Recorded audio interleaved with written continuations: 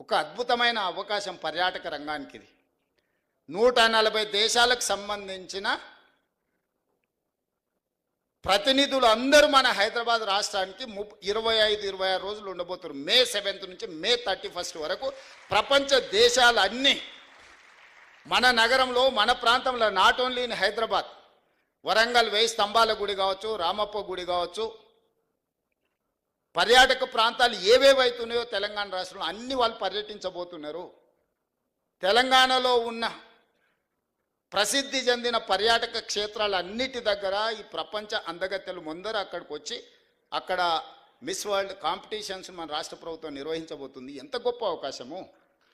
72సారి ఇప్పుడు నిర్వహించేది.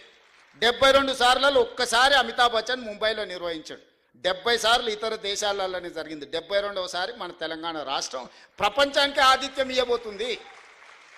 3000 ఛానల్స్ ప్రపంచం నుంచి మన దగ్గర నెల రోజులు ఉండబోతున్నారు. 3000 ఛానల్స్ అండ్ పేపర్స్ హైదరాబాద్ ఆతిథ్యం ఇవ్వబోతుంది.